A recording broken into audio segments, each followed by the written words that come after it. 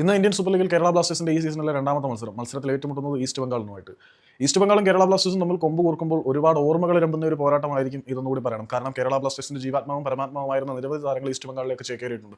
അതിനകത്ത് ഏറ്റവും കൂടുതൽ ബ്ലാസ്റ്റേഴ്സ് ആരാധകരുടെ ഹൃദയം മുളച്ചു കളഞ്ഞത് ജിക്സൺ സിംഗ് തനോജമാണ്. ദിമിത്രിയോസ് ഡിമന്റക്കോസിന്റെ ബോളൊക്കെ ഞാൻ മനസ്സുകൊണ്ട് തയ്യാറെടുത്തിരുന്ന സാധനമാണ്. ദിമി പോകണം എന്ന് തന്നെയായിരുന്നു എൻ്റെ ഒരു ആഗ്രഹം. കാരണം ദിബിയെക്കാട്ടിൽ ബെറ്റർ സ്ട്രൈക്കറെ നമുക്ക് കിട്ടും. പക്ഷേ ജിക്സനെ പോലെ ഒരു മധ്യനിര താരത്തിനെ ജന്മത്ത് കിട്ടാൻ പോകുന്നില്ല. അപ്പം കേരള ബ്ലാസ്റ്റേഴ്സിന്റെയും ഈസ്റ്റ് ബംഗാളിന്റെയും ആദ്യ മത്സരത്തിലെ പ്രകടനങ്ങൾ അത്ര ആശാവഹമല്ല. കേരള ബ്ലാസ്റ്റേഴ്സ് ബോൾ പൊസിഷനിലും ഷോട്ട് ഓൺ ടാർജറ്റിലും മുന്നിൽ നിന്നെങ്കിൽ പോലും പഞ്ചാബിനെതിരെയുള്ള മത്സരം അവസാന നിമിഷം അടങ്ങിയ ഗോളുകളിലൂടെ പരാജയപ്പെടുന്ന അവസ്ഥയിലേക്ക് എത്തി. നേരെ മറിച്ച് ഈസ്റ്റ് ബംഗാൾ നോക്കുകയാണെങ്കിൽ ആദ്യ മത്സരത്തിൽ അവർ ബംഗളൂരു എഫ്സിയോടും പരാജയപ്പെടുന്ന കാഴ്ചയാണ് നമ്മൾ കണ്ടത്. ബംഗളൂരുവിനോട് പരാജയപ്പെട്ടു എന്ന് പറയുമ്പം അവരുടെ പരാജയത്തിന് അത്ര മോശം സ്റ്റാറ്റായിട്ട് വിലയിരുത്താൻ പറ്റത്തില്ല. അവർ വളരെ മികച്ച പ്രകടനമാണ് കാഴ്ചവെച്ചത് എന്നുള്ളത് എടുത്തു പറയണം. പുതിയ വളപ്പിൽ വിഷ്ണു മലയാളി താരം, പിന്നെ CK അമൻ, ഇവരെല്ലാം കിടിലൻ പ്രകടനം ഈസ്റ്റ് ബംഗാളിന് വേണ്ടി കാഴ്ചവെച്ചിട്ടുണ്ട്. സത്യം പറഞ്ഞാൽ ബംഗളൂരു ഈസ്റ്റ് ബംഗാൾ പോരാട്ടത്തിൽ ബംഗളൂരുവിനേക്കാൾ നന്നായിട്ട് കളിച്ചത് ഈസ്റ്റ് ബംഗാൾ ആണെന്ന് പറയാൻ ഒരു പരിധി വരെ പറയേണ്ടി വരും. പിന്നെ ഈ ഒരു ടാക്ടീഷ്യന്മാരുടെ ഒരു സ്ട്രാറ്റജി എന്താണെന്ന് നോക്കിക്കഴിഞ്ഞാൽ ബ്ലാസ്റ്റേഴ്സിന്റെ പരിശീലകനായിട്ടുള്ള മിഖായൽ സ്റ്റെഹറയുടെ സ്ട്രാറ്റജി എന്താണെന്ന് നമുക്കറിയാം. പുള്ളി ബോൾ പൊസിഷൻ കൈവച്ചുകൊണ്ട് വിങ്ങുകളിലൂടെ ആക്രമിച്ച് കയറുക എന്നുള്ളതാണ് പുള്ളിയുടെ ഒരു ശൈലി.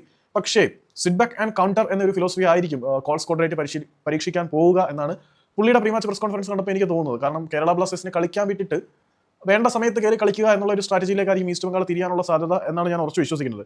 പിന്നെ മറ്റ് ഘടകങ്ങൾ നോക്കുകയാണെങ്കിൽ കേരള ബ്ലാസ്റ്റേഴ്സിന്റെ സൈഡിൽ നല്ല താരങ്ങളുണ്ട്, ഈസ്റ്റ് ബംഗാളിന്റെ സൈഡിലും മികച്ച താരങ്ങളുണ്ട്.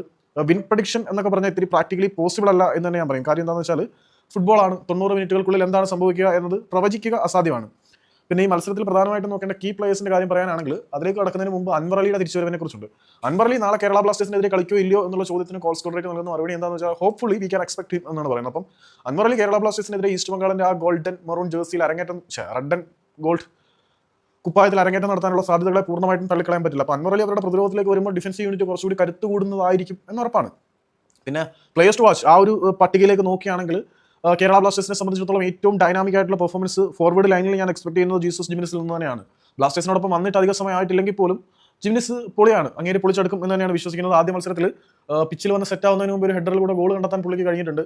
പിന്നെ പ്രീതം കോട്ടാൽ, പലരും അണ്ടർ റേറ്റഡ് ആണ് പ്രീതം കോട്ടാലിന്റെ കാര്യത്തിൽ. പ്രീതം കോട്ടാൽ മോഹൻ ബഗാൻ സൂപ്പർ ജയൻസിനെ കിരീടധാരണത്തിലേക്ക് നയിച്ച ടൈറ്റിൽ വിന്നിംഗ് ക്യാപ്റ്റനാണ് എന്നുള്ള കാര്യം എല്ലാവരും മറന്നു പോകുന്നത് അത്ഭുതപ്പെടുന്നുണ്ട്. പിന്നെ പ്രധാനമായിട്ടുള്ള കാര്യം ടീമിൽ ഒരു വിന്നിംഗ് മെന്റാലിറ്റി കൊണ്ടുവരാൻ പ്രീതത്തിനെ കൊണ്ട് പറ്റും. പുള്ളി ഒരു ബോൺ ലീഡറാണ്.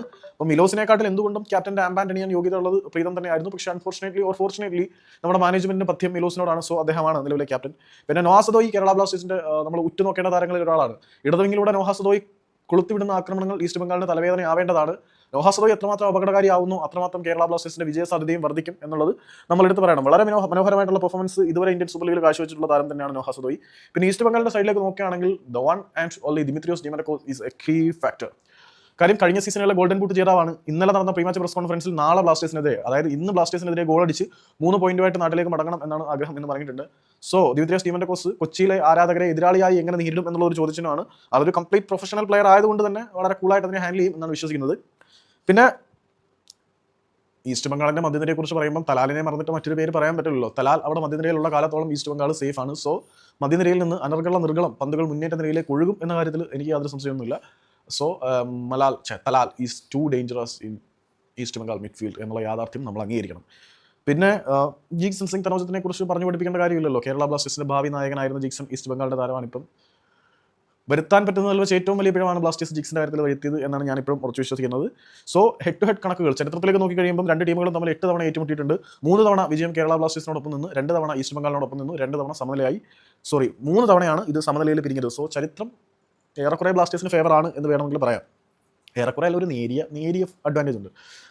പിന്നെ ഇഞ്ചുറി കൺസേൺ നോക്കുകയാണെങ്കിൽ കേരള ബ്ലാസ്റ്റേഴ്സിന്റെ സൈഡിൽ ഇഞ്ചുറി കൺസേൺ ആകെ അഡ്രിയാൻ ലൂണയ്ക്ക് മാത്രം ഇഞ്ചുറി എന്നല്ല പറയാനുള്ളത്. അദ്ദേഹം രോഗബാധിതനാണ്, ഇൽനെസ് ആണ്. അതിൽ നിന്നും പുള്ളി ടോട്ടലി റിക്കവർ ആയിട്ടില്ല. സോ അഡ്രിയാൻ ലൂണ ബ്ലാസ്റ്റേഴ്സിന് വേണ്ടി കളിക്കില്ല എന്നുള്ളത് ഉറപ്പാണ്. പിന്നെ ഈസ്റ്റ് ബംഗാളിന്റെ സൈഡിലേക്ക് നോക്കുകയാണെങ്കിൽ അവിടെ നിഷു കുമാർ, പ്രൊറോത് ലക്ര തുടങ്ങിയ 2 താരങ്ങളും ഇഞ്ചുറി മൂലം പുറത്താണ്.